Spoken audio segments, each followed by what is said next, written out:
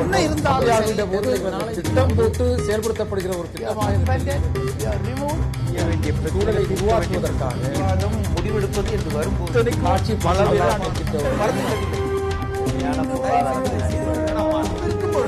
எதிர்த்து பேசிட்டு வணக்கம். நேர்பட பேஸ் நிகழ்ச்சியில் உங்களை சந்திப்பதில் மகிழ்ச்சி. திமுக தலைவர் கருணாநிதி புதிய தலைமுறைக்கு பிரத்யேகமாக பேட்டி ஒன்றை அளித்திருக்கிறார். அதில் பல்வேறு விடயங்கள் குறித்து அவர் பேசியிருக்கிறார். குறிப்பாக மாற்று அணிகள் என்று களத்தில் இருப்பவர்கள் வரலாற்றின் உண்மை அறியாமல் இருக்கிறார்கள் என்று பேசியிருக்கிறார். இதேபோன்று மற்றொரு பேட்டியில் மாற்று சக்திகள் என்பவர்கள் என் கண்ணுக்கே தெரியவில்லை என்று தெரிவித்திருக்கிறார். கூட்டணி ஆட்சி அமையாது, திமுக தனிப்பெரும்பான்மையுடன் ஆட்சி அமைக்கும், மது விலக்கு அமல்படுத்தப்படும், அப்படி அமல்படுத்தப்பட்டால் திராவிட முன்னேற்ற கழகத்தைச் சேர்ந்தவர்கள் மது ஆலைகள் நடத்துவதாக வரக்கூடிய குற்றச்சாட்டுகள் உண்மை என்றால் அந்த மது ஆலைகள் மூடப்படும் என பல விடயங்கள் குறித்து அந்த பேட்டியில் அவர் பேசியிருக்கிறார். தமிழக தேர்தல் களம் தனது உச்சகட்டத்தை எட்டியிருக்கக்கூடிய சூழலில் பிரதான எதிர்க்கட்சியின் தலைவர் பேசியிருக்கக்கூடிய பல்வேறு கருத்துக்கள் அடுத்த கட்ட விவாதத்தை தொடங்கியிருக்கின்றன. அது குறித்து நாமும் இன்றைக்கு விவாதிக்க இருக்கிறோம்.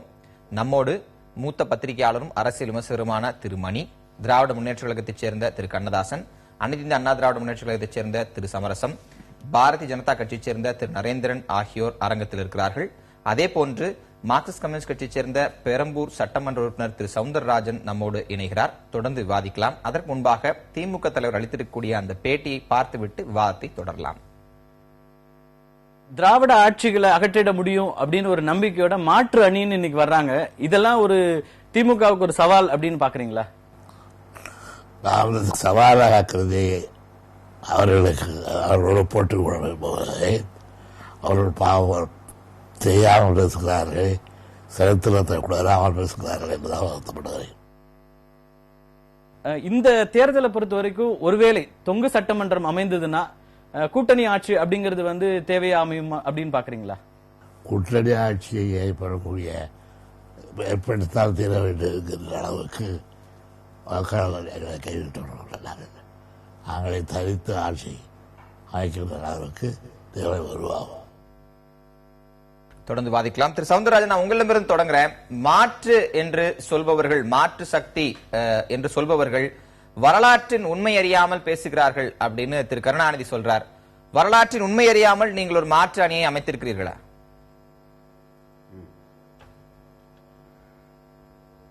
அதாவது வரலாற்றின் உண்மை அறியாமல் பேசுவதாக அவர் பேசுவது எனக்கு புரியவே இல்லை. வரலாறு புதிதாக வரையப்படுவதுதான், அதுவும் மக்களால் வரையப்படுவதுதான் தமிழகத்தினுடைய தேர்தல் வரலாறும் இந்தியாவின் தேர்தல் வரலாறும். யாரும் எதிர்பார்க்காத எத்தனையோ திருப்பங்கள் தமிழக தேர்தலிலும் இந்திய தேர்தலிலும் ஏற்பட்டிருக்கிறது என்பதை பெரும் தலைவர் காமராஜர் அவர்களுக்கு, கலைஞர் அவர்களுக்கு நான் சுட்டிக்காட்ட விரும்புகிறேன். அதேபோல் இந்த மாற்றம் என்பது நிச்சயமாக நிகழும் என்பதற்கான ஏராளமான அறிகுறிகள் ஏற்கனவே தென்படுகின்றன. இளைஞர்கள், புதிய வாக்காளர்கள், ஏற்கனவே இருக்கிற கட்சிகளுக்கு வாக்களித்தவர்கள் உட்பட நிச்சயமாக ஊழலற்ற, நேர்மையான, வெளிப்படையான ஆட்சி அவசியம் என்கிற முடிவுக்கு வந்து விட்டார்கள். ஏற்கனவே இருந்த ஆட்சியால் அழுத்தும் புளித்தும் சலித்தும் போயிருக்கிறார்கள் என்பது எல்லா வகையிலும் வெளிப்பட்டுக் கொண்டிருக்கிறது. காங்கிரஸ் ஆட்சிக்கு எதிராக திராவிட முன்னேற்ற கழகம் அரசியல் செய்த போது புதிய வரலாறு படைத்ததா இல்லையா, அல்லது பழைய வரலாறே காங்கிரசுக்கு நடந்து கொண்டிருந்ததா என்பதை கலைஞர் அவர்கள் யோசித்து பார்க்க வேண்டும். ஆகவே வரலாறு அறியாமல் பேசுகிறார்கள் என்பதிலே எந்த பொருளும் இல்லை. புது வரலாறை மக்கள் எழுதுவார்கள், தேர்தல் நிகழ்ச்சியில் வரலாற்றை எழுதுவார்கள் என்பதை நான் சுட்டிக்காட்ட விரும்புகிறேன். இல்ல, தேர்தலுக்கு முந்தைய காலகட்டங்களில் அணி அமைப்பது எல்லாம் தாண்டி தற்போது தேர்தல் பரப்புரைகள் ஒரு தீவிரத்தை அடைந்திருக்கிறது. அவரும் பல இடங்களுக்கு சுற்றுப்பயணம் சென்று விட்டு வந்துதான் இந்த பேட்டியை கொடுத்திருக்கிறாரு. வேறொரு பேட்டியில் அவர் மாற்று என்று சொல்லக்கூடியவர்கள் என் கண்ணுக்கே தெரியவில்லை அப்படிங்கிறாரு. அவர் நடத்திய பொதுக்கூட்டங்கள், அவர் தலைமை தாங்கிய பொதுக்கூட்டங்களுக்கு வந்த கூட்டங்களையும் உங்கள் பிரச்சாரங்களுக்கு வரக்கூடிய கூட்டங்களையும் மதிப்பிட்டு அவர் இப்படி ஒரு முடிவுக்கு வந்திருக்காருன்னு சொல்லலாமா? இல்ல தேர்தல் நேரத்தில் மக்கள் ஏற்கனவே இருக்கக்கூடிய இந்த பிரதான கட்சிகளான இந்த இரு கட்சிகள் மத்தியில் ஏதோ ஒரு கட்சிக்குத்தான் ஆதரவளிப்பார்கள் என்ற அதே விஷயத்தை அவர் மீண்டும் உறுதியாக சொல்றாருன்னு எடுத்துக்கலாமா? பொதுக்கூட்டங்களுக்கு, எங்களுடைய கூட்டங்களுக்கு திரட்டப்படாமலேயே தன்னெழுச்சியாக பெரும் கூட்டங்கள் வந்து கொண்டு இருக்கின்றன. மாமண்டூர் மாநாடோ அல்லது சென்னையில் நடத்தின மாநாடோ நான் பல மாநாடுகளை சொல்ல முடியும். இப்படி வரக்கூடிய அந்த கூட்டத்தை பற்றி ஏற்கனவே கலைஞர் அவர்கள் தேர்தலிலே தோற்று போன போது சொன்னார், வந்த கூட்டத்தினுடைய அளவை பார்த்து நான் ஏமாந்து போனேன், கூட்டத்துக்கு வந்தவரெல்லாம் வாக்களிக்கவில்லை என்று அவரே பகிரங்கமாக சொன்ன சம்பவங்களாக நடந்திருக்கிறது. கூட்டத்தை வைத்துக் கொண்டெல்லாம் முடிவெடுப்பாரே ஆனால், அதுவும் திரட்டப்பட்டு வருகிற கூட்டங்களை வைத்து முடிவெடுப்பார்களே ஆனால் நிச்சயமாக அவர்கள் ஏமாந்து போவார்கள். கண்ணுக்கெட்டிய தூரம் வரை மாற்று தெரியவே இல்லை என்று அவர் சொன்னால் நிச்சயமாக அரசியலில் நிகழ்ந்து கொண்டிருக்கிற மாற்றங்களை அவர் காண தவறுகிறார் என்று நான் கருதுகிறேன். இன்னும் சொல்ல போனால் ஒரு 15 ஆண்டுகளுக்கு பின்னால் கலைஞர் இருக்கிறார் என்று நான் உறுதியாக சொல்ல முடியும். அப்படிப்பட்ட மாற்றங்கள் நிகழ்ந்து கொண்டிருக்கின்றன. எல்லோருக்கும், அதாவது இன்றைக்கு ஊடகங்களிலே மற்ற பல்வேறு இதுகளிலே வரக்கூடிய கருத்து கணிப்புகளிலே நாங்கள் எடுக்கக்கூடிய சர்வேக்களிலே ஏராளமான விவரங்கள் வந்த வண்ணம் இருக்கின்றன. ஆகவே மாற்றம் நிச்சயம். அந்த மாற்றம் தமிழகத்திலே ஒரு சுனாமி போல் அரசியல் மாற்றத்தை உண்டாக்கும். கடந்த காலத்தில் அரசியல் பிழைத்தோருக்கு அறம் கூற்றாகும் என்று இளங்கோவடிகள் சொன்னதைப் போல தமிழகத்தில் அரசியல் பிழைத்தோருக்கு இந்த தேர்தல் முடிவு ஒரு கூற்றாகும் என்பது முடிவாக போகிறது. திரு கண்ணதாசன் மாற்று கிட்டத்தட்ட 15 ஆண்டுகள் பின்னோக்கி இருக்கார் அப்படின்னு திரு சவுந்தரராஜன் குற்றச்சாட்டை வைக்கிறார். மாற்று அப்படின்னு சொல்லும் போது ஒரு 6 கட்சி கூட்டணி வந்திருக்கிறது. பல இடங்கள்ல பாட்டாளி மக்கள் சனியா நிற்கிறது, பாரதிய ஜனதா கட்சி தன் கூட்டணி கட்சிகளோட களம் காண்கிறது. இவ்வளவு தூரம் கட்சிகள் பிரிந்து நின்று திமுக இரு கட்சிகளுக்கு எதிராக களம் காணும் போது பாவம் அவர்கள் உண்மையறியாமல் பேசுகிறார்கள் அப்படின்னு அவர் சொல்றத அவருடைய அரசியல் சாதுரியம் அப்படின்னு பாக்குறதா, இல்ல சவுந்தரராஜன் சொன்னது போன்று 15 ஆண்டுகள் பின்னோக்கி நடப்பு அரசியலை உணரவில்லை அப்படின்னு பார்க்கிறதா?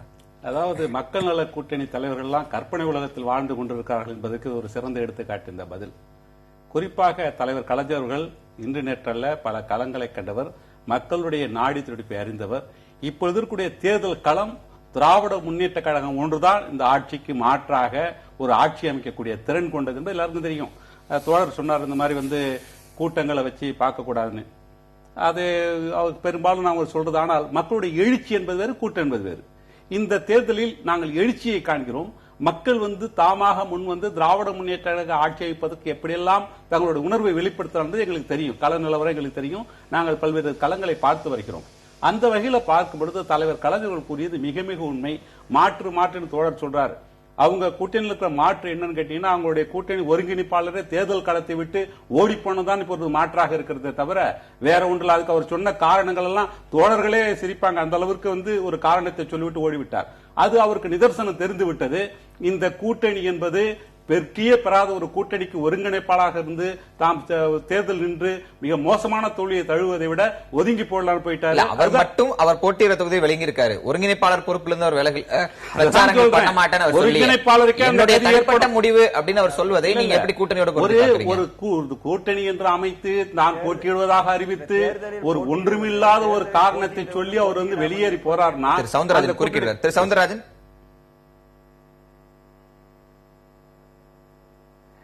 ஒன்றுமில்லாத காரணம் என்று சொல்வது மிகப்பெரிய தவறு. அங்கே மிகப்பெரிய ஜாதி கலவரத்தை உண்டாக்கவும் அவர் மீது ஏற்படக்கூடிய சம்பவங்கள் எப்படி நிகழ்கிறதோ அதை பொறுத்து கொலைப்பழி உட்பட அவர் மீது சாட்டுவதற்கான திட்டங்கள் இருக்கிறது என்று அவர் கருதுகிற அடிப்படையிலே ஜாதி மோதலை தவிர்க்க வேண்டும், நான் பதவிக்கு வருவதல்ல முக்கியம், அதை தவிர்க்க வேண்டும் என்கிற பெரும் நோக்கோடு அந்த முடிவை அவர் எடுத்திருக்கிறார். இது எந்த வகையிலும் எங்கள் கூட்டணியினரை பாதிக்கப் போவதில்லை. இன்னும் சொல்ல போனால் இது எங்களுடைய கூட்டணி பலத்தை வலுப்படுத்தும். கூட்டணியினுடைய தார்மீக மக்கள் வாக்களிக்க வேண்டிய அந்த உரிமை எங்களுக்கு வலுப்படுத்தும். அதாவது தோழ சொல்றது, கோவில் பட்டியல என்றைக்குமே அந்த தேவர் நாய்க்கர் இனத்தை எந்த ஒரு காலகட்டத்திலும் எந்த ஒரு பிரச்சனையும் வந்தது கிடையாது. வரலாற்று உண்மை. ஆனால் இவர் திட்டமிட்டே ஒரு காரியத்தை சொல்றார். அப்படின்னா இப்ப நிக்க வச்சிருக்கிற வேட்பாளரும் அவருடைய சாதியினர் தான். அப்படி இருக்கும் பொழுது இவர் சாதி அடிப்படையில் அவரும் வைகோவனுடைய பேச்சிலும் அதான் சொல்றாரு, இந்த இடம் நல்லிணக்கத்துக்கு பேர் போன இடமா இருக்கு, இந்த இடத்துல எனக்கு நான் 40 வருஷமா மாலை போடுற பசுமன் முத்துராமலிங்க தேவர் சிலைக்கு மாலை போட அனுமதி கேட்கறாங்களே. எல்லாருமே அங்க போராட்டம் நடத்தியவர்கள் யாருன்னு தெரியும். கருணாசனுடைய புலிப்படை உட்பட சில அமைப்புகள் போராட்டம் நடத்தது. எந்த திமுக காரோ திமுக கிடையாது. அது போராட்டம் நடத்தியவரே மிக தெளிவாக பேட்டி கொடுத்தாரு. திமுக சம்பந்தம் இல்ல, எங்களுக்கு வேற காரணம். இதெல்லாம் தெரிந்திருந்து கூட அவர் யாரை குற்றம் சொல்றாரு? திமுக தூண்டி விட்டது என்றார். எந்த ஆதாரத்தில்? அவர் எதையுமே ஆதாரம் இல்லாமல் சொல்வதில், பொய் சொல்வதில் மிக சமர்த்தர் என்பதற்கு மிக தெளிவான ஒரு எடுத்துக்காட்டு. இரண்டாவதாக, அவர் அங்கு நின்றால் தனக்கு தோல்வி நிச்சயம் என்ற அடிப்படை தெரியும். இரண்டாவது, அவர் சில சொத்து கணக்குகளை காட்டுவது, அவருக்கு சில பிரச்சனைகள் இருக்கிறது. எத்தனை கோடிகள் தனக்கு இருக்கிறது, எந்த ஒரு அமைச்சர் பதவியில் இல்லாமல், எந்த ஒரு உதவி இல்லாமல். அவர் திமுக பத்தி பேசினா சொல்றேன் நான். ஆக இந்த பிரச்சனை எல்லாம் வெளி தெரிந்து விடுமே என்பதற்காக கூட அவர் இதை போல போட்டியிடாமல் இருந்திருக்கலாம். ஆனால் இதற்காக ஒரு கேப்டனே பதவி விட்டு போட்டியில் விலகி ஓடுறான்னு சொன்னா அந்த கூட்டணி எப்படிப்பட்ட கூட்டணி? அதுதான் சொல்றேன், ஒருங்கிணைப்பாளர்னா அவர் தான் வழி நடத்துறாரு. திருமணி ஒரு வகையான அந்த பதில் இருக்குல்ல, மாற்று அப்படின்னு சொல்றாங்க, பாவம் அவர் உண்மையறியாதவர்கள் அப்படின்னு சொல்றாங்க. ஒரு பழம்பெரும் அரசியல்வாதி அப்படிங்கிற அடிப்படையில் அவர் கூற்றை அப்படி ஒரு விஷயத்தை வைக்கும் போது அதற்கு ஒரு வகையான பிரதிபலிப்புகள் உண்டாகும். ஆனால் களத்தில் போட்டி என்பது இதுவரை திராவிட முன்னேற்ற கழகமும் அண்ணா திராவிட முன்னேற்ற கழகமும் காணாத அளவிற்கு வந்துவிட்டது. கட்சிகள் பிரிந்திருக்கு, அந்த கட்சிகளுக்கு பலம் இருக்கா இல்லையாங்கிறது அடுத்துக்கிட்டு வாதம். ஆனால் கட்சிகள் பிரிந்திருக்கின்றன, வாக்குகள் சிதறுவதற்கான வாய்ப்பு இருக்கு. அப்ப இது போன்ற விஷயங்கள் எல்லாத்தையும் ஒரே சொற்றொடர்ல மூடி மறைக்கிற நிகழ்வாக இதை பார்ப்பதா, இல்ல களம் அறிந்தவர் சொல்றாருன்னு எடுத்துக்கிறதா? இல்ல, இப்ப இதுக்கு முன்னால இதோட தொடர்புடையதா ஒரு தகவல் நான் சொல்ல விரும்புறது என்னன்னா அது ஒரு தகவல் பப்ளிக் டொமைன்ல இருக்க விஷயம் தான். நேற்று காலையில மு.க. ஸ்டாலின் அவர்களை டெல்லியிலிருந்து வந்திருந்த ஒரு 20 முக்கியமான முன்னணி பத்திரிகைகள், தொலைக்காட்சிகளோட டாப் எடிட்டர்ஸ் எல்லாரும் சந்திச்சு அவரை பேசினாங்க. நேற்று காலையில ஒரு முன்னணி ஆங்கில நாளிதழில் ஸ்டாலின் அவர்கள் ஒரு பேட்டி கொடுத்திருக்காரு. இது ஒரு தரவு. இன்னைக்கு கலைஞர் பேசியிருக்காரு, புதிய தலைமுறை பேசியிருக்காரு, வேறு ஒரு ஆங்கில தொலைக்காட்சிக்கும் ஒரு பேசியிருக்காரு. அவரு பேசுறத இப்ப ஃபார் த ஃபர்ஸ்ட் டைம் அவர் ரியாக்ட் பண்றாரு. தேர்ட் ஃப்ரண்ட்டை பத்தி ரியாக்ட் பண்றாரு. கூட்டணி கட்சி கூட்டணி ஆட்சிக்கு இல்லைன்றாரு. அது தெளிவா தெரியுது. அவங்க போத் ஜெயலலிதாவும் இவர் கலைஞரும் அவங்க 2 பேரும் தான் களத்துல நிக்கிறாங்க, மத்தவங்க யாருக்கும் களத்துல இல்லைன்றத அவங்க 2 பேரும் திரும்ப திரும்ப உறுதிப்படுத்திக்கிட்டே இருக்காங்க. ஏன்னா மத்தவங்களுக்கான ஸ்பேஸ அவங்க கொடுக்க மறுக்கிறாங்க. உண்மையிலேயே அது ஒரு போட்டியா ஓரளவுக்கு வந்ததுன்னா கூட அவங்க வெளிப்படையா 2 பேருமே அங்கீகரிக்க மறுப்பாங்க. அதை 2 பேருமே செய்யறாங்க. அந்த அம்மாவும் எல்லா கூட்டங்கள்லயுமே திமுகவை தான் அவங்க விமர்சனம் பண்றாங்களே ஒழிய சட்டமன்றத்துல பிரதான எதிர்கட்சியா இருக்கக்கூடிய தேமுதிக பத்தி அவங்க ஒரு வார்த்தை கூட பேசல, மற்றவங்களை பத்தி அவங்க பேசல. அந்த பேக்ரவுண்ட்ல தான் நம்ம இதை பார்க்கணும். நாங்க கண்டிப்பா தொங்கு சட்டமன்றம் வராது, கூட்டணி ஆட்சி வராது, இதெல்லாம் சொல்றது மூலமா அவர் பல மெசேஜ் கொடுக்கிறாரு. அவர் நாங்க மத்தவங்களை யாரை பத்தியும் கவலைப்படல, தொண்டர்களையும் தட்டி கொடுக்கிறாரு, இல்ல இது வந்துரும், நம்ம வந்துடலாம் அப்படின்னு. மத்தவங்களோட பவரை நாங்க எந்த கட்டத்திலையும் ஷேர் பண்ண மாட்டோன்றதையும் மீண்டும் ஒருத்தர் அவர் இது சொல்றாரு. அவர் இது எல்லாத்தையும் சேர்த்து தான் பார்க்கணும். நம்ம அப்படி பார்த்தா தான் இது நமக்கு புரியும். இன்னும் நாள் இருக்குதானா? இப்ப இவர் சொல்ற மாதிரி கலைஞர் சொல்ற மாதிரி உங்களுக்கு யாருக்குமே ஃபுல் மெஜாரிட்டி வந்துரும்லாம் இப்ப இருக்கக்கூடிய கட்டத்தில் நம்ம சொல்ல முடியாது. நீங்கள் சொன்னது போல 5 முனை போட்டி, வாக்குகள் நிறைய சதறப்போகுது, கண்டபடி சதறப்போகுது. இதுவரை தமிழகம் அறிந்திராத ஒரு தேர்தலா இருக்க போகுது. அப்படி பார்க்கும் பொழுது உங்களுக்கு ஒரு ஹங் அசம்பிளி வராதுன்னு நம்ம இன்னைக்கே உறுதியா சொல்ல முடியாது. அப்படி ஒரு வேளை வந்தால் இப்ப பேசக்கூடியவங்க அப்ப மாத்தி பேசுவாங்க. அங்க அசம்பிளி பற்றி நம்ம அடுத்த கட்டத்துல பேசலாம். திரு சமரசம், திமுக ஆட்சிக்கு வந்தால் நம்ம முன்வைத்த கேள்வி, திமுகவினரும் மது ஆலைகள் நடத்துறாங்கன்னு ஒரு குற்றச்சாட்டு இருக்கு அப்படின்னு முன்வைத்த கேள்விக்கு அவர் சொன்ன பதில், அந்த குற்றச்சாட்டு பொய்யானது, கற்பனையானது. ஒருவேளை அது உண்மையாக இருந்தால் கூட ஆட்சிக்கு வந்தவுடன் நாங்கள் அதை மூடுவோம், அந்த ஆலைகளை இழுத்து மூடுவோம் அப்படின்னு சொல்றாரு. அதை ஒரு வாக்குறுதியாக நாம் பார்க்கலாம். அப்படி ஒரு வாக்குறுதியோ அப்படி ஒரு உத்தரவாதமோ ஆளும் அதிமுக தரப்பிலிருந்து இதுவரை மதுவிலக்கு பிரச்சனை பற்றி வரவே இல்லையே. இதை எப்படி புரிஞ்சுக்கிறது? ஹரிச்சந்திரனுக்கு எப்படி போய் பேச தெரியாதோ அப்படி கருணாநிதி அவர்களுக்கு உண்மை பேச தெரியாது. அந்த மது ஆலையை பற்றி கனிமொழி என்ன சொன்னார், ஏற்கனவே ஸ்டாலின் என்ன சொன்னார், இவரே கருணாநிதியை கூட வேறொரு இடத்துல என்ன சொன்னார், அப்பப்போ மாத்தி பேசுவாங்க. ஒன்றுக்கு ஒன்று சம்பந்தமே இருக்காது. இப்ப நீங்க ஒரு கேள்வி கேட்டா அதுக்குரிய பதில் தான், அப்படி போகாது. அந்த மாதிரி இருக்குமே தவிர வேற ஒன்றும் நடக்காது. கூட்டம் எங்களுக்கு ஓட்டு வேலைக்காரனுக்கு. நான் கேட்ட கேள்வி 3 இடங்கள்லயுமே கனிமொழி அவர்கள் பேசினதும் சரி, ஸ்டாலின் பேசினதும் சரி, இல்ல திரு கருணாநிதி அவர்கள் பேசியிருக்கிறதும் மது ஆலைகள் திமுக நடத்துறாங்க அப்படிங்கிறது போய் அது நடத்துறது உண்மையா இருந்தா நாங்க அந்த ஆலைகள் மூடப்படும் தானே சொல்றாங்க. அப்படி ஒரு உத்தரவாதத்தை, ஏன் இந்த கேள்வி வருதுன்னா, ஆளும் அதிமுக தரப்பு மது ஆலைகள் நடத்துதுன்னு ஒரு குற்றச்சாட்டை திமுக தலைவர் வைக்கிறாரு. வைத்து விட்டு தான் இந்த பதிலுக்கு வராரு. அவர் ஒரு உத்தரவாதத்தை கொடுக்கிறார். அந்த உத்தரவாதத்தை செயல்படுத்துறாரு இல்லையாங்கிறது அடுத்த கட்ட வாதம். அப்படி ஒரு உத்தரவாதம் கூட அதிமுக தரப்பிலிருந்து ஏன் வரவில்லை? அதாவது மது ஆலை இருப்பது என்பது தமிழ்நாட்டில இருந்தா தமிழ்நாட்டில் தான் வாங்கணும்னு, அது வேற எங்கேயாவது விற்கிறாங்க? ஒரு ஆலை தயாரிப்புன்னு சொன்னா அங்கதான் அது வியாபாரம் பண்ணணுமா? அது வேற எங்கேயும் ஏற்றுமதி பண்ண முடியாதா? வேற எங்கும் தேவைன்னு அங்க கொடுக்க முடியாதா? அது ஒரு பேச்சா? அவங்க தலைவர் சொன்னதுக்கு தான் பதில். நீங்க ஒரு விஷயத்தை தெளிவுபடுத்திக்கணும். இவர் சொல்ற எதுனா பதில் இருக்கட்டும். அவங்க தலைவர் சொன்னது மது ஆலையை திமுக நடத்துறாங்க சொன்னா அதுக்கு நீங்களே பதில் சொல்லிட்டீங்க. என்ன சொல்லுங்க பதில்? நானே திமுக மது ஆலை நடத்துறாங்கன்னு உங்க தலைவி சொன்னாங்க. தமிழ்நாட்டுல மட்டும்தான் விற்கணுமா, வெளி மாநிலத்துக்கு விற்கிறதுன்னு சொன்னீங்களா? அது சொல்ல வரேன். ஆமா, அது நீங்க அதை சொன்னீங்க. நாங்க சொல்லல. நாங்க மது ஆலையை நாங்கள் ஆட்சிக்கு வந்தால் மது ஆலையை எழுத்து விடுவோம் அப்படின்னு சொன்னாங்க. யார் யாருன்னு பேரெல்லாம் சொல்லி இதெல்லாம் சொல்லி இவரே 5 ஆலை கொடுத்தார். ஆகையினால அந்த அடிப்படையில இன்றைக்கு இருக்கிறது கூட்டம் எங்களுக்கு ஓட்டு வேட்டைக்காரனுக்கான காமராஜர் கேட்டார் ஒரு காலத்துல.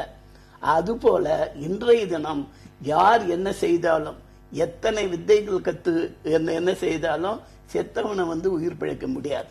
அதுதான் நிலைமை. வித்தை எத்தனை நாளும் இருக்கலாம், அந்த வித்தை கத்ததுனாலே செத்தவனை எழுப்ப முடியாது. அதுதான் பிரச்சனை.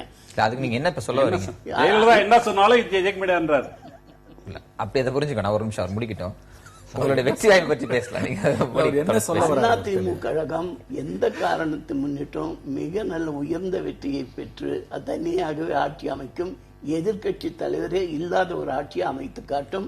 அது இந்த 2016 சரித்திரம். மாற்று அப்படின்னு சொல்லும் போது இப்போ மக்கள் நல கூட்டணி, தேமுதிக, தமாக அணிகள் ஒரு 6 கட்சிகளை ஒன்றிணைத்து ஒரு கூட்டணியை வைத்திருக்கிறார்கள். பாட்டாளி மக்கள் கட்சி நாங்கள் தான் மாற்றின கிட்டத்தட்ட 2 வருஷமாக ஒரு தனி கேம்பெயினை கொண்டு போயிருக்காங்க. இன்று வரை அவர்கள் அது உறுதியோடு நிற்கிறார்கள். ஆனால் பாரதிய ஜனதா கட்சி பல முறை ஒரு பெரும் கூட்டணிக்கு முயற்சி செய்து இப்போது அந்த கூட்டணி பிரதான கட்சிகளோடு வைக்க முடியவில்லை. வேறு சில பிரதான கட்சிகளோடு தான் உங்களால கூட்டணி வைத்திருக்க முடியுது. அப்படி இருக்கும்போது உங்களை திரு கருணாநிதி நேரடியாக சொல்றாரு அப்படின்னு சொல்லலாமா? அந்த பாவம் அப்படின்னு அவர் சொல்ற பொருள், அந்த சொற்றொடர் நேரடியான பொருள் உங்களுக்கு வரும்னு எடுத்துக்கலாமா? அதாவது 2 விஷயம் இருக்கிறது. நான் சொல்வதிலே வருத்தப்படாமல் அதை புரிந்து கொண்டால் சரியாக இருக்கும். கண்ணு கெட்டியதொரு அது நான் பார்க்கின்ற வகையில் யாருமே இல்லை என்று சொல்லுகின்றது அவருடைய பார்வையில கோளாறு என்று சொல்ல வேண்டும். அவர் கண்ணாடியை மாற்ற வேண்டும். அதாவது அவர் பார்க்கின்ற அரசியல் கண்ணாடியை மாற்ற வேண்டும். அவர் ஏற்கனவே திரு சவுந்தரராஜன் அவர்கள் சொன்னது போல 15 ஆண்டு காலம் அல்ல, ஏதோ 1967 அன்றைக்கு ஒரு மாணவர்கள் மூலமாக இந்திய எதிர்ப்பு போராட்டத்தை முன்வைத்து ஒரு புதிதாக ஒரு அரசியல் இயக்கத்தில் அன்றைக்கு ஆட்சியை பிடித்தது போல இப்படி ஆட்சியை பிடித்து விடலாம் என்று ஒரு கனவு கண்டு கொண்டிருக்கிறார். யதார்த்தத்தை மறந்துவிட்டார். 5 முறை தமிழகத்தை ஆண்ட திராவிட முன்னேற்ற கழகம் 5 முறை முதலமைச்சராக இருந்த திரு கருணாநிதி அவர்களை 2011 சட்டமன்ற தேர்தலில் தமிழக மக்கள் எதிர்க்கட்சி அந்தஸ்து கூட கிடைக்க விடாமல் தோற்கடித்திருக்கிறார்கள். 2014 நடந்த நாடாளுமன்ற தேர்தலிலே எதிர்க்கட்சி அந்தஸ்து இல்ல, ஒரு இடத்தில் கூட அவர்களால் ஜெயிக்க முடியவில்லை. ஆனால் மாற்று சக்தியாக இருந்த நரேந்திர மோடி தலைமையிலான தேசிய ஜனநாயக கூட்டணி 2 இடங்களில் ஜெயித்திருக்கின்றோம். 19% வாக்குகள் நாம் வாங்கி காட்டியிருக்கிறோம். இது எதை குறிக்கிறது என்று சொன்னால் தமிழக மக்கள் மாற்றத்திற்கு தயாராகி விட்டார்கள். யார் அந்த மாற்றத்தை 2014 தேர்தல் ஒரு தேர்தலில் 2 இடங்களை வெற்றி பெற்ற நீங்களே வாக்குகளையும் பார்க்க வேண்டும். இதே கருணாநிதி அவர்கள் என்ன சொல்லிருக்க, பண்டாரம் பரதேசில தமிழ்நாட்டில் காலூன்ற விடும் என்று சொன்ன கருணாநிதி அவர்கள் எங்களை கூட்டணி வைத்திருக்கிறார். விடமாட்டேன் என்று சொன்ன பாரதிய ஜனதா கட்சி கன்னியாகுமரியில ஒரு தொகுதியில ஜெயித்திருக்கின்றோம். நேரடியாக ஒரு இடத்தை வெற்றி பெற்றிருக்கீங்க. ஒரு இடத்தை வெற்றி பெற்று நீங்களே நாங்கள் தான் ஆட்சி அமைப்போம் சொல்லும் போது 5 முறை ஆட்சி அமைத்து அவர்களுக்கு சொல்வதற்கான வாய்ப்பு கிடையாதா? அவர்கள் சொல்வதை வெறும் கற்பனை. 67க்கு முன்பாக திராவிட முன்னேற்ற எத்தனை சீட்டுகள் இருந்தது? 77க்கு முன்பாக அண்ணா திராவிட முன்னேற்ற எத்தனை சீட்டுகள் இருந்தது? இல்ல, வெற்றி தோல்வி என்பது இந்த அவங்க சொல்ற அவர் சொல்ற தேதி என்பது மக்கள் மனநிலை என்ன இருக்கின்றது? மக்கள் மனநிலையும் அவரும் என்ன சொல்றாருன்னா மக்கள் மனநிலை மாற்றி விரும்புகிறது. ஆனால் அந்த மாற்று நாங்கள் தான். அதோட நீங்க உடன்படுறீங்களா? அவரோட தேதி என்னன்னா அதிமுக எதிர்க்க வேண்டும் என்றால் திமுகவோட தான் அவராக இருந்திருந்தால் இன்றைக்கு இது போல பிதற்றல்கள் தேவையில்லை என்பது என்னுடைய கருத்து. காரணம் கூட்டணி ஆட்சி கிடையாது என்று சொல்லுகிறார். 2006 மைனாரிட்டி கவர்மெண்டாக இருந்த திராவிட முன்னேற்ற கழகத்தில் ஆட்சியை மறந்து விட்டார். எப்படியோ அவர் அன்றைக்கு மத்திய அரசாங்கத்தில் காங்கிரஸோட கூட்டணி இருந்த காரணத்தில் வேறு வழி இல்லாமல் இங்கு சகித்துக் கொண்டிருந்தார். ஆனால் மைனாரிட்டி கவர்மெண்ட் தான் நடத்தின 5 ஆண்டு காலம். தமிழகத்தில் இன்றைக்கு மக்கள் தெளிவான தீர்ப்பு கொடுக்க தயாராக இருக்கு. ஆனால் யாருக்கு ஆதரவு என்பதை புரிந்து கொள்வதில்தான் பிரச்சனை இருக்கு. தமிழகத்தில் பிஜேபி கண்ணில்லாத ஊமையன் பிதற்றுவதை போல அவர்கள் தயவு செய்து அந்த போல பிதற்றுன்றாரு. ஆக அதெல்லாம் அனுமதிக்கும் பொழுது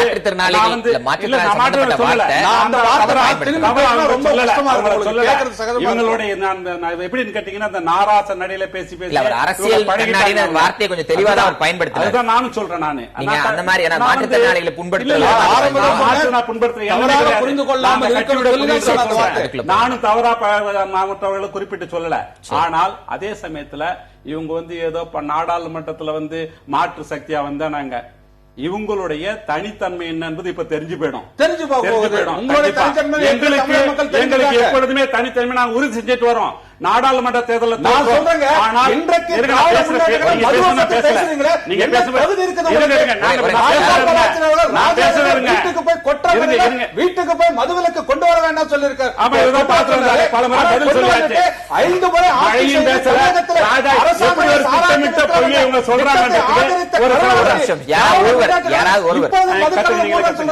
என்ன தகுதி இருக்கிறது, என்ன யோகிதை இருக்கிறது? தரத்தை பாத்தீங்களா?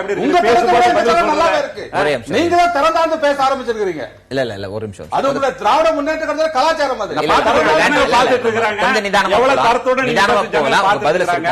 ராஜாஜி வந்து பார்த்ததான பல முறை சொல்லியாச்சு. மதுவிலக்கு பற்றி பேச நிறைய பேசியாச்சு. ஒரு திட்டமிட்ட பொய்யை வந்து இப்படி சொல்லி கூட்டணி ஆட்சி மாற்றுக்குள்ள வந்துட்டோம். அதுக்கான பதில் சொன்னது நான் பதில் சொல்லணும்ல.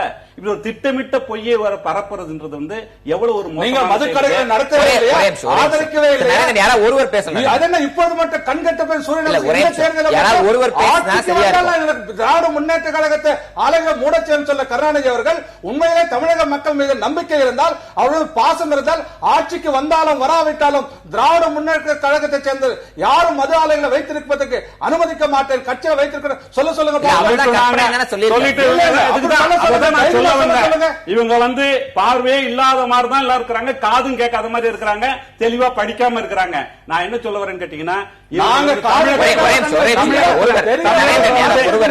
தமிழகத்துல சமஸ்கிருதத்தை படிக்கணும், தமிழ் மொழியை பத்தி எங்களுக்கு சொல்லிக் கொடுக்கிறார். ஏதோ ஒரு போராட்டம் நடந்தது எங்கள் உணர்வோடு கலந்த மொழி எல்லாத்தையும் சிந்திச்சுட்டு இங்க வந்து ஒரு மதமயமாக்குவதற்கு தமிழ்நாடு அப்படிப்பட்ட இடம் கிடையாது. திரு சவுந்தரராஜன், கூட்டணி ஆட்சி அமைக்க வேண்டிய நிலைக்கு வாக்காளர்களை தள்ள மாட்டார்கள், திமுக தனிப்பெரும்பான்மையோடு வெற்றி பெறும் அப்படின்னு சொல்றாரு. பல முனைகளில் போட்டி உருவாகி இருக்கிறது. சரியாக சொன்னால் 6 முனை போட்டி, வாக்குகள் சிதறதுக்கான அனைத்து வாய்ப்புகளும் இருக்கிறது.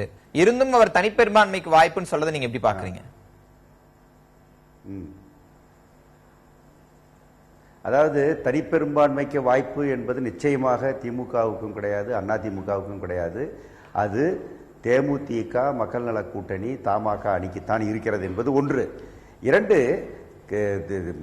கூட்டாட்சி அமைக்க வேண்டிய அளவுக்கு அல்லது தொங்கு சட்டமன்றமாக அமைகிற அளவுக்கு மக்கள் பல முறை ஏற்கனவே தமிழகத்திலேயே தீர்ப்பு கொடுத்திருக்கிறார்கள். கடந்த 2006ஆம் ஆண்டிலேயே இவர்கள் வாங்கிய உறுப்பினர் எண்ணிக்கை என்பது 118 அல்ல. தனி அறுதி பெரும்பான்மை பெறவில்லை. பெறாத காரணத்தினால் மற்ற கட்சிகள், தோழமை கட்சிகள் எல்லாம் சேர்ந்து நாங்கள் ஆதரிக்கிறோம் என்று ஆளுநருக்கு கடிதம் கொடுத்த அடிப்படையில் தான் இவர்கள் ஆட்சியை அமைக்க முடிந்தது. அது மட்டுமல்ல, கூட்டணி ஆட்சி தமிழகத்திலே அமையாது, மக்கள் அப்படிப்பட்ட ஒரு சூழ்நிலையை உண்டாக்க மாட்டார்கள் என்று கலைஞர் சொல்வது எனக்கு ஆச்சரியமாக இருக்கிறது. பல தேசிய இனங்களை கொண்ட, பல மொழிகளை கொண்ட, 29 மாநிலங்களை கொண்ட இந்தியா என்கிற ஒரு பெரிய தேசத்திலேயே கூட்டணி ஆட்சி நடக்கும். 5 ஆண்டுகள் நடக்கும், 10 ஆண்டுகள் நடக்கும், 20 ஆண்டுகள் நடக்கும். அப்படிப்பட்ட கூட்டணி ஆட்சிகளிலே அமைச்சர் பொறுப்புகளிலே இருந்து அதை ருசித்த கட்சி திராவிட முன்னேற்ற கழக கட்சி. சொல்லப்போனால் 20 ஆண்டுகளாக மத்தியில் இருந்த கூட்டணி ஆட்சியிலே இருந்த கட்சி. ஆகவே தமிழ்நாட்டிலே அப்படி ஒரு சூழ்நிலை வராது என்பதோ அல்லது வந்தால் அதை மக்கள் விரும்ப மாட்டார்கள் என்பதோ எந்த விதத்திலும் பொருத்தமானதல்ல. கலைஞர் அவர்கள் நிச்சயமாக வரக்கூடிய சந்தர்ப்பத்திலே எங்களுடைய கூட்டணியுடைய ஆட்சியை பார்க்கத்தான் போகிறார்கள். கேரளத்தை போல், மேற்கு வங்காளத்தை போல் கூட்டணி ஆட்சி நிலைத்து நீடித்து மக்களுக்கு ஒரு மாற்றாட்சியை, வலுவான ஆட்சியை தருவதை அவர் பார்க்கத்தான் போகிறார். ஆகவே கூட்டணி ஆட்சி அமையாது அல்லது தொங்கு சட்டமன்றம் அமையாது என்பதே ஏற்கனவே 2006லேயே மக்கள் கொடுத்த தீர்ப்பு இருக்கிறது பாருங்கள். அந்த தீர்ப்பையே அவர் சரியாக புரிந்து கொள்ளவில்லை அல்லது கொச்சைப்படுத்துகிறார் என்று பொருள். தீர்ப்பு எழுதுவார்கள் என்பது குறித்து அவர் சரியான பார்வை இல்லாமல் பேசுகிறார் என்பதுதான் என்னுடைய கருத்து. இல்ல, நாடாளுமன்ற தேர்தலில் தேசிய அரசியலில் யார் வர வேண்டும் அப்படின்னு வாக்களிக்கிற அதே மக்கள் தான் கடந்த காலங்களில் தமிழகத்தில் ஏதேனும் ஒற்றை கட்சி வர வேண்டும் அப்படின்னு வாக்களித்திருக்கிறார்களே. அப்ப அதை எப்படி புரிந்து கொள்வது? நீங்க 2006லேயே திராவிட முன்னேற்ற கழகம் அறுதி பெரும்பான்மை தனி கட்சி என்கிற வரையிலே பெறவில்லையே. அன்றைக்கு அவர்களோடு தோழமையோடு இருந்த கட்சிகள் வேறு பல மாநிலங்களிலே நடந்ததை போல இவர்கள் மைனாரிட்டியாக இருக்கிறார்கள், வேறு கட்சியோடு சேர்ந்து ஆட்சி கட்சி அமைக்கலாம் என்று கருதி இருந்தால் இவருடைய கதி என்னவாகி இருக்கும்? வேறு மாநிலத்தை போல இங்கே நடக்கவில்லை என்பது வேறு, நடந்திருந்தால் என்னவாகி இருக்கும்? ஆகவே தமிழகத்து மக்களும் ஒரு அறுதி பெரும்பான்மை அதிமுகவுக்கோ திமுகவுக்கோ தொடர்ந்து கொடுத்துக் கொண்டிருக்கிறார்கள் என்பதை 2006 அது இல்லை என்று மக்கள் காட்டினார்கள் என்பதை அவர் புரிந்து கொள்ள வேண்டும். திரு சமரசம், திராவிட முன்னேற்ற கழகம் கூட்டணி ஆட்சியை ஒத்துக்கொள்ளவில்லை அப்படின்னு அவர்கள் மீது விமர்சனம் வைக்கிற அதே நேரத்தில் அவர்கள் குறைந்தபட்சம் கூட்டணி அமைத்து காங்கிரஸ் போன்ற ஒரு பிரதான கட்சியோடு, இந்திய யூனியன் முஸ்லீம் லீக், புதிய தமிழகம் போன்ற கட்சிகளோடு கூட்டணி அமைக்கிறார்கள். ஆனால் நீங்கள் கூட்டணி என்று சிறிய கட்சிகளை உங்களோடு வைத்துக் கொண்டு அவர்களையும் இரட்டை இலை சின்னத்தில் போட்டி போட வைக்கிற ஒரு சூழ்நிலையில் கூட்டணி ஆட்சிங்கிற விஷயத்துக்குள்ள உங்களுக்கு நம்பிக்கையே இல்லை அப்படின்னு புரிஞ்சுக்கிறதா, இல்ல வாக்குகள் பிரிவதும் அதிகாரம் உங்களை விட்டு பிரிவதும் உங்களுக்கு உடன்பாடு இல்லாத ஒரு விஷயம் புரிஞ்சுக்கிறதா? அதாவது அதற்கு அவசியம் ஏற்படவில்லைன்னு பொருள்.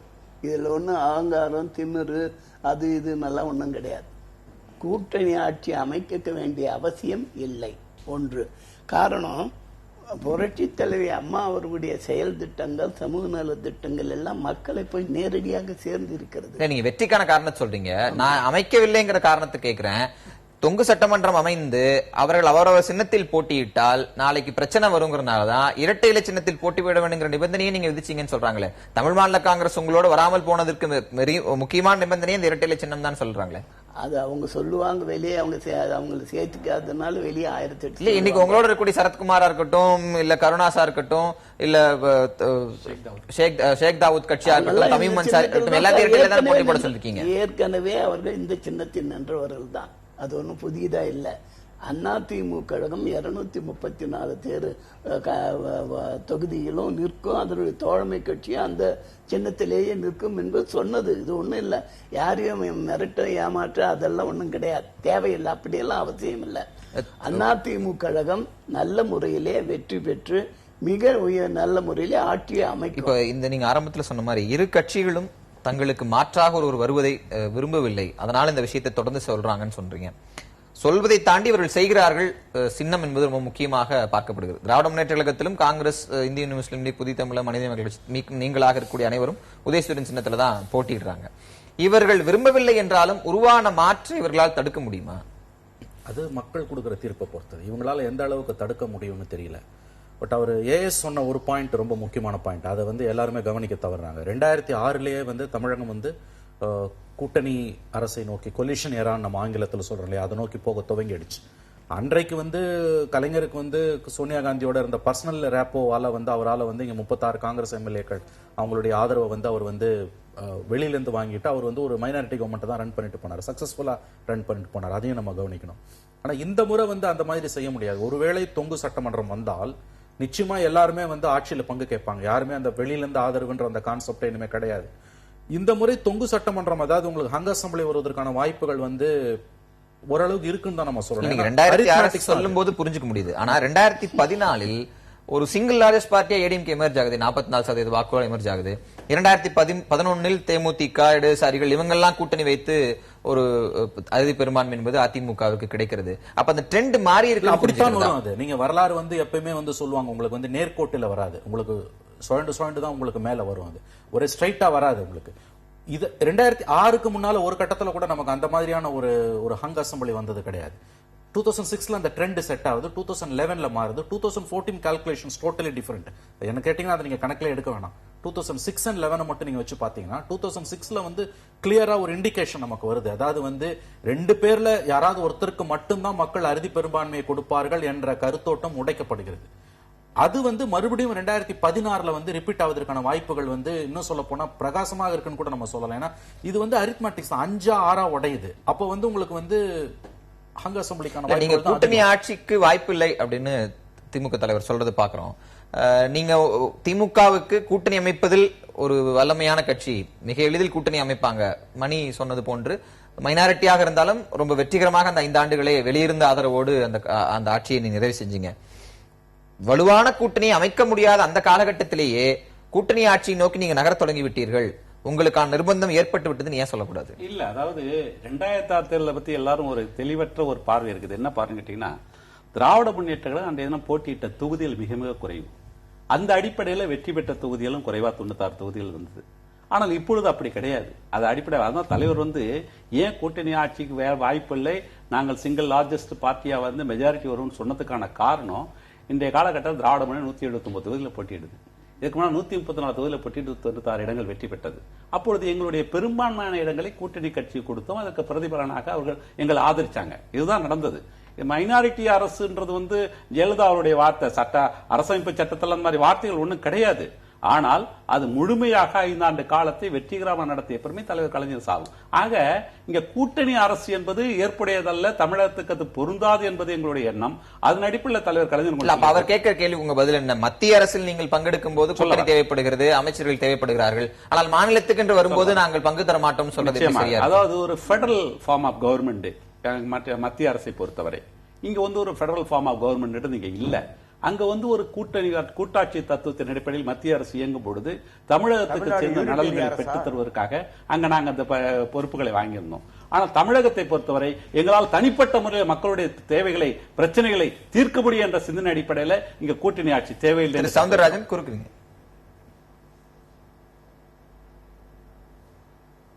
அதாவது இந்த தமிழ்நாடு என்ன யூனிட்டரி ஸ்டேட்டா? இலங்கை மாதிரியா தமிழ்நாடு? இன்னைக்கு கேரளாவில், பெங்கால்ல, வேறு இடங்கள்ல கூட்டணி நடக்கிறது. தமிழ்நாடு ஏதோ இவர்களுக்கு தனியாக குத்தகைக்கு அல்லது பட்டா போட்டு கொடுத்ததை போலவெல்லாம் பேசக்கூடாது. இன்னைக்கு மக்கள் இந்த 2 கட்சிகள் மீதும் கடுமையான அதிருப்தியில் இருக்கிறார்கள். அவர்களுக்கு மாற்றாக ஒன்று வரும். கடந்த தேர்தலிலே 2011 தேர்தலிலே இந்த 2 அதிமுகவோடு உறவோடு இருந்த பல கட்சிகள் இன்று தேமுதிக அவர்களோடு இல்லை, சிபிஐ அவர்களோடு இல்லை, சிபிஎம் அவர்களோடு இல்லை. திமுகவோடு உறவோடு இருந்த கட்சிகளிலே விசிகே அவர்களோடு இல்லை. காங்கிரசிலே ஒரு பகுதி உடைந்து தமாக அவர்களுக்கு வெளியே வந்து விட்டார்கள். இப்படி ஏராளமான மாற்றங்கள் அந்த அணியிலேயே சிதைவு ஏற்பட்டு அதுவெல்லாம் சேர்ந்து ஒன்றாக மாறி இருக்கிற காட்சியை பார்க்கிறோம். 1 கோடி புதிய வாக்காளர்கள் இருக்கிறார்கள் என்பதை எல்லாம் பார்க்கிறோம். இப்படிப்பட்ட நிகழ்வுகளை எல்லாம் நாம் மறைத்துவிட்டு 5 ஆண்டு 10 ஆண்டுக்கு முன்பு இருந்ததை போலவே எல்லாம் நடக்கும் என்று கருதி கொண்டு பேசுவதோ, கூட்டணி ஆட்சி என்பது தமிழ்நாட்டுக்கு பொருந்தாது என்று பேசுவதோ, பெடரல் என்பது இந்தியாவுக்கு பொருந்தும் ஆனால் தமிழ்நாட்டுக்கு பொருந்தாது என்று பேசுவதோ அது அரசியல் சட்டத்திற்கே உகந்ததல்ல. வேண்டுமானால்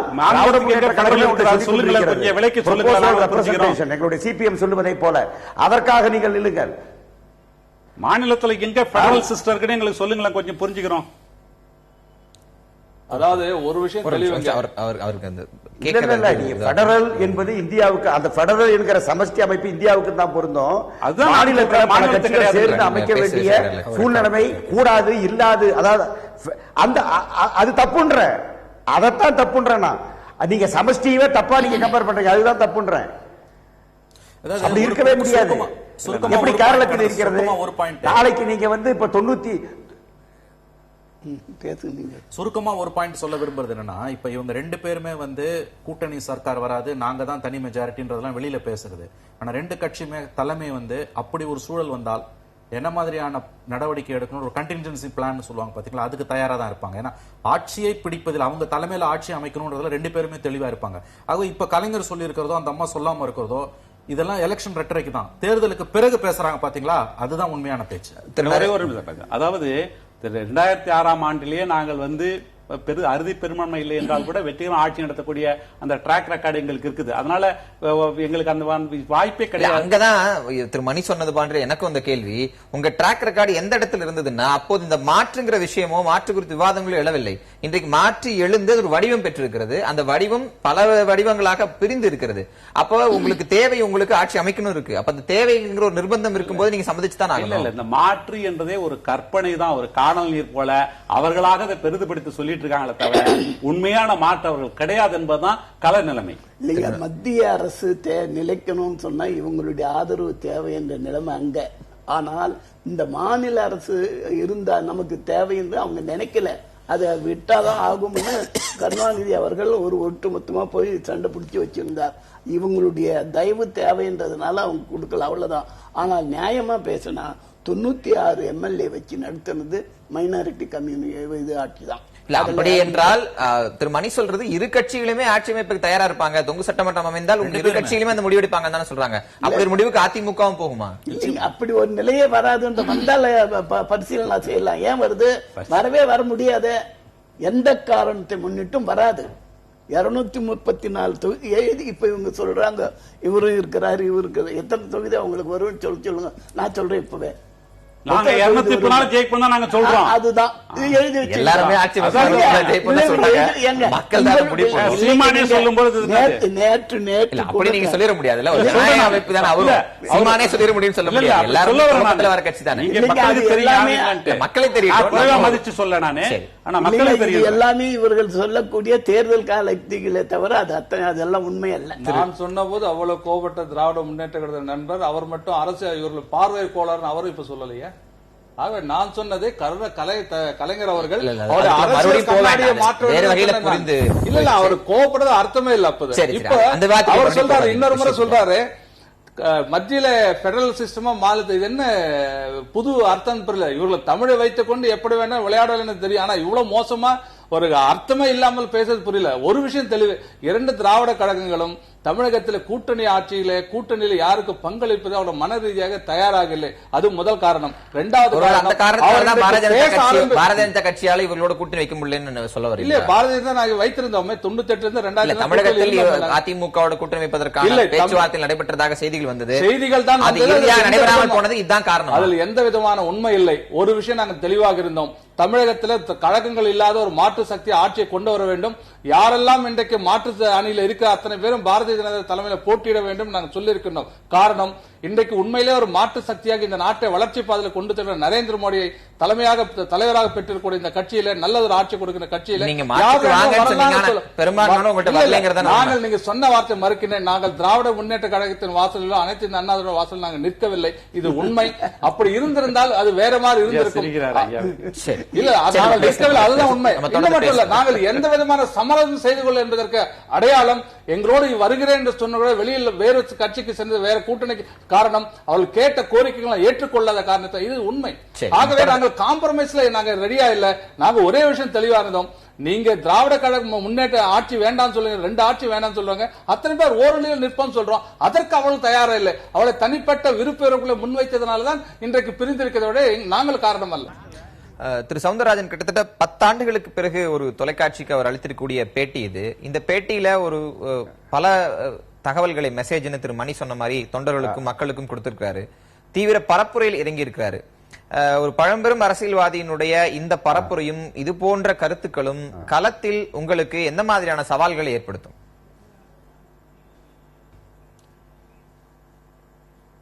அதாவது நேரடியாக இவ்வளவு சூழ்நிலைமையிலும் இவ்வளவு வயதிலும் இவ்வளவு தள்ளாத நிலையிலும் அவர் நேரடியாக போயே தீர வேண்டும் என்கிற அளவுக்கு களம் அவர்களுக்கு பலவீனமாக இருக்கிறது என்பதனுடைய வெளிப்பாடு அது. 2, இன்றைக்கும் கூட அவர்தான் முதலமைச்சர் என்று சொல்லி அல்லது இவர் முதலமைச்சராக வருவாரா என்கிற தோற்றத்தை ஸ்டாலினுக்கு ஒரு பக்கம் கொடுத்து இரண்டுமாக அவர்கள் இருந்து கொண்டிருக்கிற நிலைமையே அவருடைய பலவீனத்தை தான் காட்டுகிறது. இந்த பரப்புரைகள் என்பது நான் ஏற்கனவே சொன்னதை போல எம்ஜிஆர் உயிரோடு இருக்கிற காலத்தில் பிறகு அவருக்கு பிறகும் கூட இந்த கூட்டம் என்பது பிரம்மாண்டமான கூட்டம் வந்தது. அந்த கூட்டத்தை வைத்து பார்த்தால் நான் தான் வெற்றி பெற்றிருக்க வேண்டும், ஆனால் நான் வெற்றி பெறவில்லை என்று அவரே பேசியிருக்கிறார் என்று நான் ஏற்கனவே சொன்னேன். ஆகவே இந்த பரப்புரைகள் என்பதில் அவர்கள் செய்யக்கூடிய 2 முக்கியமான விஷயம் இருக்கிறது. ஒன்று, மூன்றாவது என்ற ஒன்று இல்லை என்று இருவரும் மௌனம் காப்பதின் மூலமாக ஒரு மௌன செய்தி என்று இதை சொல்லலாம். ஆனால் அது அவர்களுக்கு நிச்சயமாக கை கொடுக்க போவதில்லை. மக்களும் மௌனமாக இருக்கிறார்கள், குறிப்பாக இளம் வாக்காளர்கள் மௌனமாக இருக்கிறார்கள். அது ஒரு சுனாமி போல் வருகிற தேர்தலில் நிச்சயமாக இந்த 2 கட்சிகளுக்கு அதிமுக திமுகவுக்கு எதிராக வெளிப்படும். இவர்கள் பரப்புரை என்பது எங்களுடைய கூட்டணி கட்சி தலைவர்களை பார்த்து ஊழல் என்று எங்களை சொல்லுகிறீர்களே, அப்படி சொல்ல உங்களுக்கு என்ன யோக்கியதை இருக்கிறது என்று பேசுகிற நிலையே இல்லை. அவர்களால் அப்படி பேசவே முடியவில்லை, அவர்களால் விரல் நீட்டி சொல்லவே முடியவில்லை. அதுதான் எங்களுடைய பலம். இப்போதும் அவர்களால் அப்படி எந்த குறையும் எங்கள் மீது சொல்ல முடியாது என்பதால் தான் எங்களை ஒரு பக்கம் பேசாமலும் அவர்கள் தவிர்த்து கொண்டு இருக்கிறார்கள். இந்த ஊழல் இப்போது நம்முடைய வளங்கள் பாதிக்கப்படுவது, அது கிரானைட்டாக இருக்கலாம், தாஜ்மஹலாக இருக்கலாம், ஆற்று மணலாக இருக்கலாம், சுற்றுச்சூழலாக இருக்கலாம். ஏற்கனவே நடந்திருக்கக்கூடிய ஊழல்கள் இன்றைக்கு சகாயத்தினுடைய அறிக்கையை பற்றி அவர்கள் பேச மறுக்கிறார்கள். அதே மாதிரி ஜாதி ஆணவ கொலைகளை பற்றி அவர்கள் பேச மறுக்கிறார்கள். பல விஷயங்களிலே 2 பேரும் கூட்டாக மௌனம் சாதிக்கிறார்கள். இப்படிப்பட்ட இந்த விஷயங்களை எல்லாம் மக்கள் உன்னிப்பாக கவனித்துக் கொண்டுதான் இருக்கிறார்கள். இந்த பரப்புரையில் இவர்கள் மறைக்கிற பல விஷயங்களே மக்கள் மத்தியில் இவர்களுக்கு எதிரான ஒரு முகச்சுளிப்பை நிச்சயமாக உண்டாக்கும். இந்த பரப்புரை அவர்களுக்கு எதிராக போகும் என்பதிலே எங்களுக்கு எந்த சந்தேகமும் இல்லை. நாங்கள் மிக தெளிவாக மாற்றான ஆட்சி இப்படி இருக்கும் என்று சொல்லி எங்களுடைய வாக்கில நாங்கள் கேட்கிறோம். நிச்சயமாக அதுக்கு ஆதரவு இருக்கும். அதுவே உங்களோட இறுதி கருத்தா எடுத்துக்கிறேன் திரு நரேந்திரன். இது போன்ற பரப்புரைகள் தீவிரமாகும் போது ஒருபுறம் அதிமுக பொதுச் செயலாளர், மறுபுறம் திமுக தலைவர், திமுக பொருளாளர், அதிமுக முக்கிய நிர்வாகிகள், இப்படி ஒட்டுமொத்தமாக தீவிர பரப்புரை இறங்கும் போது இன்னும் ஒரு சில நாட்களில் இந்த இரு கட்சிகளும் இந்த சூழலை தங்கள் வசப்படுத்திக் கொள்வார்கள், இறுதியாக இந்த இருவருக்கு இடையிலான போட்டிங்கிற சூழல் உருவாகும் அப்படிங்கிற ஒரு அச்சம் உங்களுக்கு இருக்கிறதா? நிச்சயமாக இல்லை. காரணம், இன்றைக்கு வெங்கையா நாயுடு அவர்கள் மத்திய அமைச்சர் இன்றைக்கு கிருஷ்ணகிரி மாவட்டத்திலே, சேலத்திலே, கரூரிலே மிக பிரம்மாண்டமான கூட்டம் வந்திருக்கிறது. நீங்களே தொலைக்காட்சியை பார்த்திருக்கலாம். 4ஆம் தேதி அன்றைக்கு என்னுடைய தேசிய தலைவர் திரு அமித்ஷா அவர்கள் வர இருக்கின்றார். மீண்டும் 9ஆம் தேதி வர இருக்கிறார். 11ஆம் தேதி வர இருக்கின்றார். மரியாதைக்குரிய பாரத பிரதமர் நரேந்திர மோடி அவர்கள் 6ஆம் தேதி சென்னைக்கு வர இருக்கின்றார். 8ஆம் தேதி கன்னியாகுமரிக்கு வர இருக்கின்றார். 11ஆம் தேதி வேதாரண்யம் நாகப்பட்டினம் மாவட்டத்தில் வர இருக்கின்றார். மத்திய அமைச்சருக்கு தொடர்ந்து சுற்றுப்பயணம் செய்து கொண்டிருக்கிறார். இன்றைக்கு ஒட்டுமொத்த மக்களுடைய கவனம் பாரதிய ஜனதா கட்சி மீது திரும்பி இருக்கிறது என்பது யதார்த்தமான உண்மை. அது எந்த அளவுக்கு வாக்குகளாக மாற்றி நாங்கள் கொண்டு வருவதில் எங்களுடைய சாமர்த்தியம் இருக்கின்றது. பாரதிய ஜனதா கட்சி இருவருக்கும் இடையில நாங்கள் ஒன்று மாற்றிக்கொண்டு முடிக்கொள்ள. இன்றைக்கு பாரதிய ஜனதா கட்சி எதிர்ப்பிலே தான் இரண்டு கட்சியும் தீவிரமாக இருந்து கொண்டிருக்கிறது. ஆகவே இன்றைக்கு பாரதிய ஜனதா கட்சி வீழ்த்து விட்டு ஆட்சிக்கு வர வேண்டும் என்றுதான் ஒரு இடத்துல கூட உங்களை விமர்சிக்கவே இல்லையே. யாருங்க? பாரதிய ஜனதா கட்சி ஒரு இடத்தில் கூட திமுக தலைவரோ அதிமுக பொதுச்செயலாளர் விமர்சிக்கவே இல்லையா? அப்ப உங்க போட்டியிலே இல்லைன்னு கருதுறாங்கன்னு எடுத்துக்கிறதா? இல்ல, பயத்தின் காரணமாக பேசி எங்களை மக்களுக்கு அடையாளம் காட்டக்கூடாது என்ற ஒரு தெளிவான ஒரு திட்டமிடல் தான் இதுக்கு காரணம். ஆக எங்களை குறித்து தமிழகத்தில் என்ன பேச முடியும்? மத்தியில் இருக்கிற எங்களை குறித்து என்ன பேச? நல்ல ஆட்சி கொடுத்து கொண்டிருக்கிறோம், தவறாக சொல்ல முடியாது. நரேந்திர மோடி குறித்து பேசினால் நல்ல ஆட்சி செய்கிறார் என்றுதான் சொல்ல வேண்டும், தவறான ஆட்சி சொல்ல முடியாது.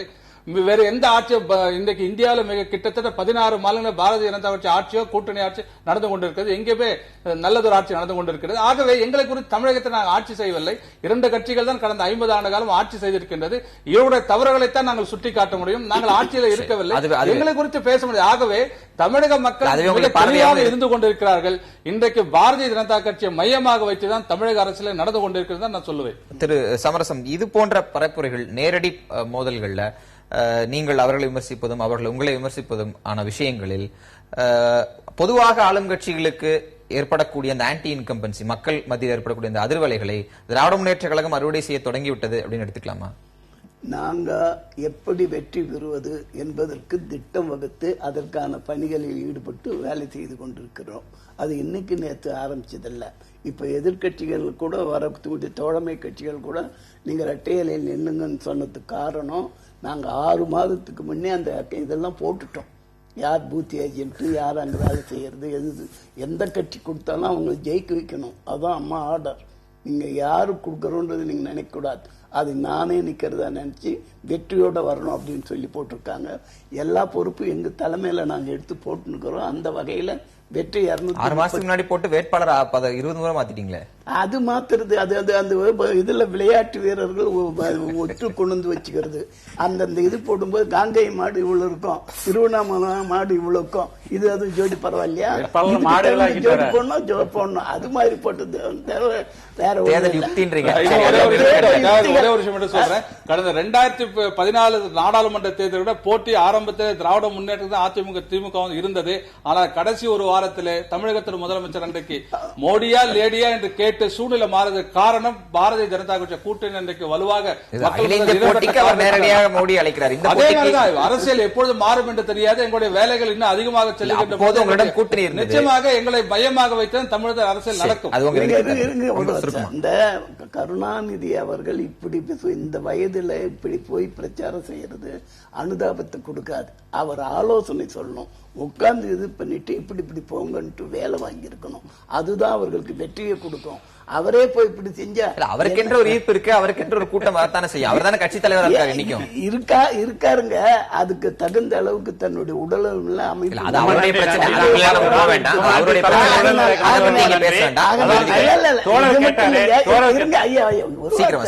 காமராஜரை கருணாநிதி கேட்ட என்ன அவசரம் வந்துச்சு இப்போ 2வது முறை எலெக்ஷன் நிற்கும் போது, அதுக்குள்ள என்ன அவசரம் வந்துச்சு முதலமைச்சர் பதவிக்கு அப்படின்னு அவர் கேட்டவர் 60 வயசு.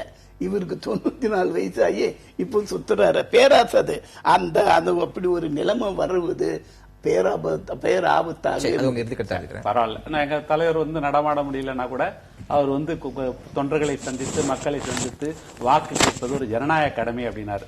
அதை விட தோழர்கள் இதை கிண்டல் செஞ்சு பேசினாங்க. 93 வயதுல அவர் ஏன் போறாருலாம் பேசினார். நான் தோழர்கள்ட்ட இதை எதிர்பார்க்கல. ஆனால் அதே சமயத்துல ஐயா எங்களுடைய வெற்றிக்கு சில வழிமுறைகள்லாம் சொன்னாரு. அவருக்கு ரொம்ப நன்றி. நாங்க திராவிட முன்னேற்றத்தை பொறுத்தவரை மக்களை ஒரு சீரிய திட்டங்களோடு ஒரு தேர்தல் அறிக்கையோடு நாங்கள் சென்று சந்திக்கின்றோம். அதை மிக மக்கள் வரவேற்றிருக்கிறார்கள். ஆக திராவிட முன்னேற்ற கழகத்தினுடைய வெற்றி என்பது இங்கு உறுதிப்படுத்தப்பட்ட ஒன்றாக இருக்கிறது. நாங்கள் தேவையில்லாம மற்றவங்களை விழுந்து பரான்றதெல்லாம் கிடையாது. எங்களுக்கு அந்த மாதிரி பிரச்சனையும் கிடையாது. எங்களுடைய பிரச்சனை எங்களுடைய தேர்தல் அறிக்கை மக்களை சென்று சேர்ந்து இருக்கிறது. மக்களுக்கு, தமிழக மக்களுக்கு திராவிட முன்னேற்ற கழகம் தான் மாற்று என்பது தெளிவாக நாங்கள் தான். இந்த ட்ரெண்ட் என்பது எப்படியும் மே 2ஆம் வாரத்தில் வேறு வகையான ஒரு சூழலுக்கு கொண்டு போகும். இறுதி வடிவம் அப்போதுதான் தெரியும். இருந்தாலும் இது போன்ற பொலிட்டிக்கல் ஜெயின்ஸ், அரசியலில் ஜாம்பவான்களா இருக்கக்கூடியவர்களுடைய பரப்புரைகளும் இது போன்ற பேட்டிகளும் ஒரு சூழலில் தாக்கத்தை மாற்றும், அந்த போக்கை மாற்றும் நினைக்கிறீங்களா? கண்டிப்பா மாற்றும். பெரிய தலைவர்களா இருக்கக்கூடியவங்க, கலைஞரா இருக்கட்டும், ஜெயலலிதா இருக்கட்டும், உங்களுக்கு 11th hour நம்ம சொல்றோம் இல்லையா, கடைசி ஒரு 4-5 நாட்கள் ரொம்ப முக்கியமானது. அப்பதான் அந்த ட்ரெண்ட் செட் ஆகும். அப்போ இவங்க என்ன மாதிரியான ஸ்ட்ராட்டஜி அடாப்ட் பண்ண போறாங்கன்றது ஒரு முக்கியம். அப்படி பார்க்கும் பொழுது இன்னைக்கு ஒரு பேட்டி கொடுத்திருக்காரு. வரும் நாட்கள்ல ஆக்சுவலா அப்பதான் உங்களுக்கு சூடு பிடிக்கும், அந்த ட்ரெண்ட் செட் ஆகும்வாங்க. அப்படி பாத்தீங்கன்னா மே 2nd வீக்ல இன்னில இருந்து கரெக்டா 14 நாட்கள் இருக்குது. கடைசி 5-6 நாட்கள் முக்கியமானவை. அப்ப பெரிய தலைவர்களோட பேச்சுக்கள் அவங்க அடாப்ட் பண்ணக்கூடிய ஸ்ட்ராட்டஜி இது எல்லாமே ரொம்ப முக்கியமானது. சுருக்கமா ஒரு பாயிண்ட், இவங்க 2 பேரும் கடைசி வரைக்கும் 3வது அணிக்கோ மற்றவர்களுக்கோ வாய்ப்பு இல்லை, நாங்க மட்டும்தான் வருவோம் தான் கடைசி வரைக்கும் மெயின்டைன் பண்ணுவாங்க. அப்படிதான் பெரிய கட்சிகளால மெயின்டைன் பண்ண முடியும். அவங்களே ஒப்புதல் வாக்குமூலத்தை முதல்ல கொடுத்துட்டாங்கன்னா அது வேறு மாதிரியான மெசேஜ் தான் கீழே அனுப்பும். சரியாக 10 ஆண்டுகளுக்கு பிறகு ஒரு தொலைக்காட்சி பேட்டியாக புதிய தலைமுறைக்கு திமுக தலைவர் கருணாநிதி அளித்திருந்த பேட்டியில் இருந்த பல்வேறு விடயங்கள் குறித்து நாம் விரிவாக விவாதித்திருக்கிறோம். இந்த நிகழ்வில் கலந்து கொண்ட அனைவருக்கும் நன்றி. திரு சவுந்தரராஜன், உங்களுக்கும் நன்றி. மீண்டும் ஒரு நேர்பட பேசாமல் சந்திக்கலாம்.